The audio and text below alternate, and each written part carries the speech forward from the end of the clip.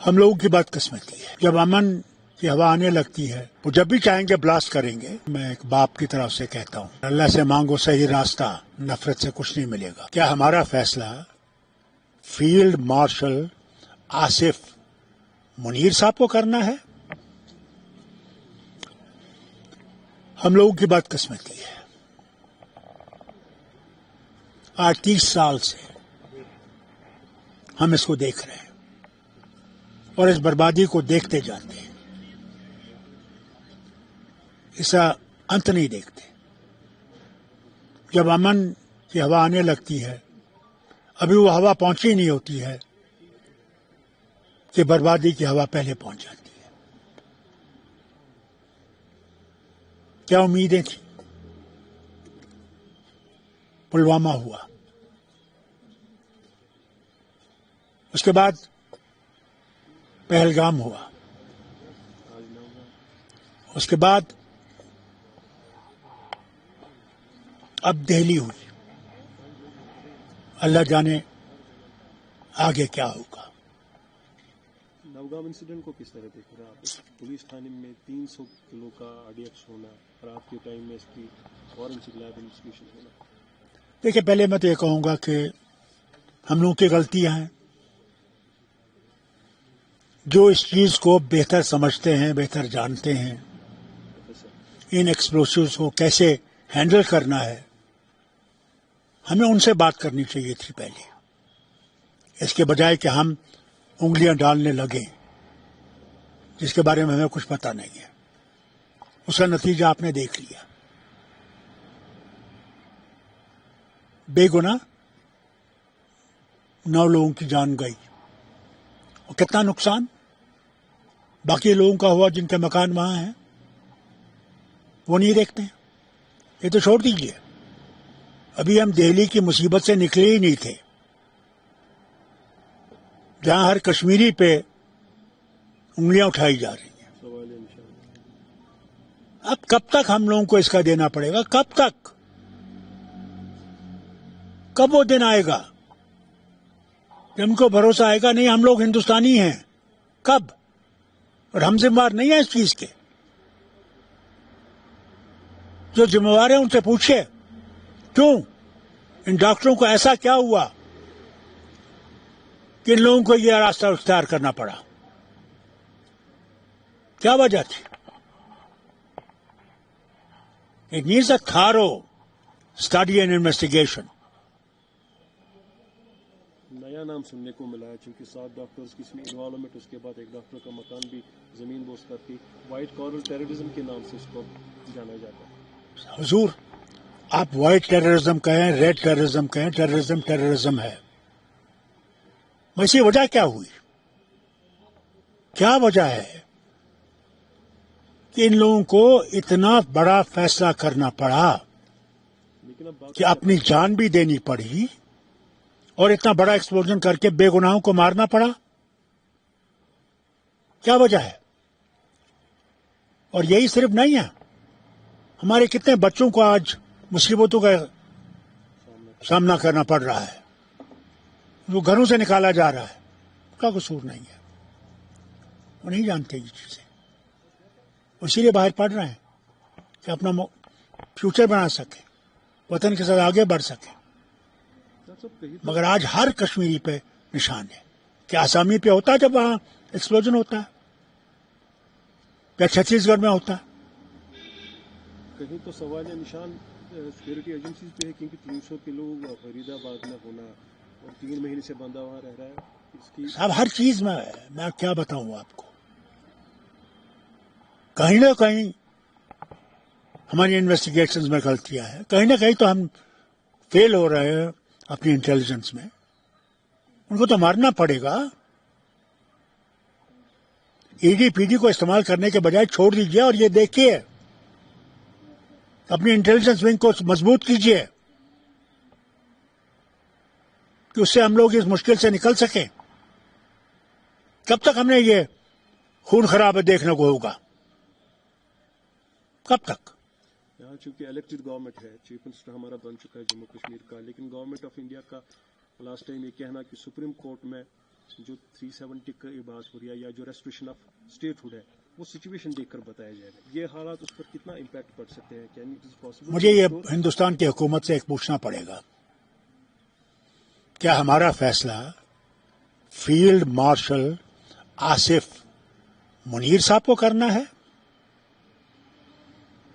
क्या वो फैसला करेंगे कि हमारा स्टेटहुड कब आएगा? इसका जवाब देना मुल्क को। ये तो उनके इशारों पे चल रहे हैं, मुझे दिखता है। वो जब भी चाहेंगे ब्लास्ट करेंगे, जब चाहेंगे हमें लटकाएंगे। क्या मिला वतन के साथ रहकर? यही बदहाली। इलेक्टेड गवर्नमेंट को 1 साल हो गया, due to the business rules काफी हर्डल्स आ रही है। सिर्फ एक पॉजिटिव काम इस साल देखने को मिला है, शिफ्टिंग द दरबार। वो इसलिए भी करना पड़ा, अगर नहीं करते तो बीजेपी का जनाजा जम्मू में निकल जाता। बीजेपी ने कोशिश की थी कि हिंदू और मुसलमान को अलग करेगा, और उसने जम्मू को बेहद नुकसान पहुंचाया और कश्मीर को नुकसान पहुंचाया, हमारे रिश्तों को नुकसान पहुंचाया। इसे करना पड़ा। तो आने वाले टाइम में हम क्या एक्सपेक्ट कर सकते हैं, क्योंकि जो हालात करवटें ले रही है या यहाँ पर देखिए अक्रॉस द बॉर्डर, इसका देखिए मैं आपसे कहूंगा, नाउम्मीद तो कभी किसी को होना नहीं चाहिए। अगर हमने नाउम्मीद होना है तो फिर तो कुछ रहा ही नहीं। हमें उम्मीद करनी है कि रास्ता निकलेगा जब ये उस तरफ कुछ सोचेंगे। वो वतन भी जो हमारा नेबर है, वो कब तक ये करता रहेगा? कब तक? उन्हें भी सोचना चाहिए। वो तो ऐश में बैठे हुए हैं, और हर मुसलमान पे यहां पे वो कुछ करते हैं तो निशाना बांधा जाता है। जिम्मेवार वो हैं, हम पाकिस्तानी नहीं है। यहाँ के हिंदुस्तानी मुसलमान जो हैं, हिंदुस्तानी मुसलमान हैं, वो कभी पाकिस्तानी मुसलमान नहीं बने। बिहार में महागठबंधन फिर फेल, एनडीए की वहां पर जीत, नीतीश कुमार तकरीबन 11वीं बार।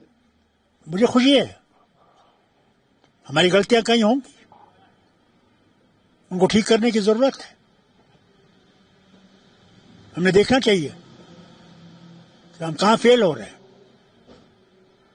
क्यों नहीं लोगों में हम लोग और मुनज़्ज़म हो रहे हैं। कोई वजह तो होगी। बिहार के नतीजों में किस तरह आप मुतमईन हैं जो कल रिजल्ट बिहार में आए? रिजल्ट तो आ गए, लोगों ने हुकूमत बना दी। नीतीश कुमार, अल्लाह करे कि वो ठीक करे, लोगों के लिए काम करे, वो लोगों से इंसाफ करे। वहां जो मुसलमानों को निकाला जा रहा था, वोटों से खारिज किया जा रहा था, उसकी तरफ वो तवज्जो दे। क्या इसमें नीतीश कुमार का इंडिविजुअल रोल है या बीजेपी का इसमें प्रॉपर बैकिंग है? ये मैं नहीं कह सकता, क्योंकि मैं वहां गया नहीं हूं। मैंने कोई भी वहां पे दिन नहीं गुजारा जिसके बारे में मैं कह सकता हूं वहां क्या है।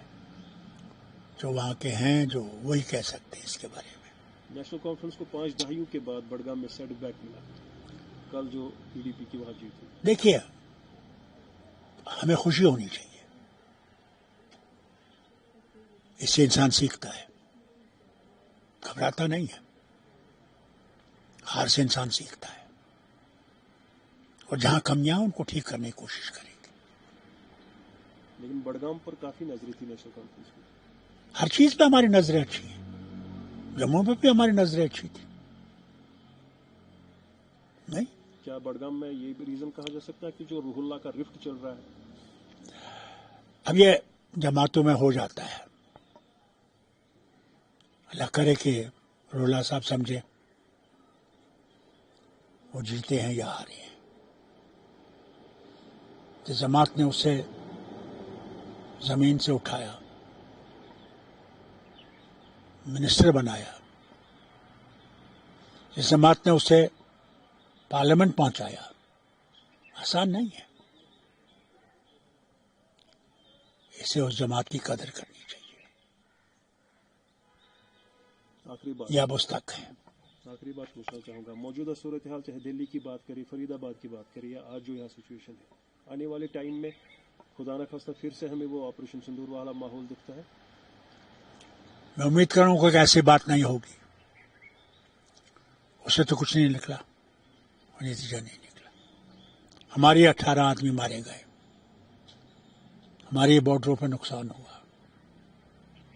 اللہ کرے یہ دونوں ملک اپنے تعلقات بہتر کر سکیں، کہ وہی ایک راستہ ہے.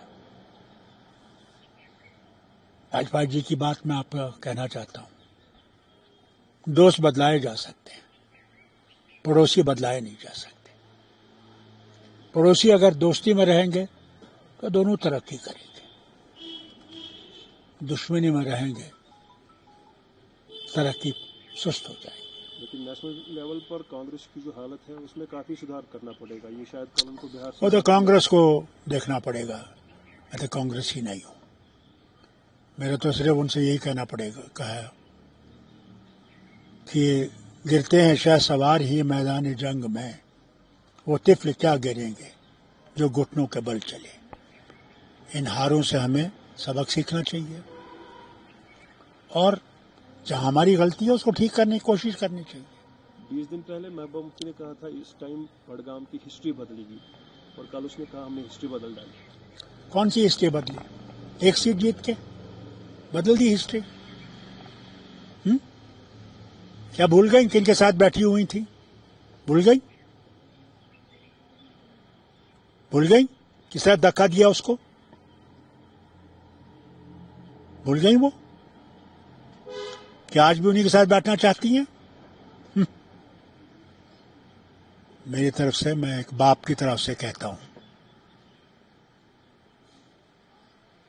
پہلے یہاں کے وطن کے لوگوں کی سوچو. تم اگر یہ سمجھتی ہو کہ تم کرسی حاصل کرو گی، یہ لوگ جانتے ہیں تم نے کیا کیا ہے.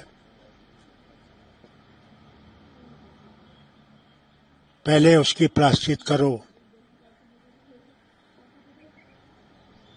اور اللہ سے مانگو صحیح راستہ. نفرت سے کچھ نہیں ملے گا.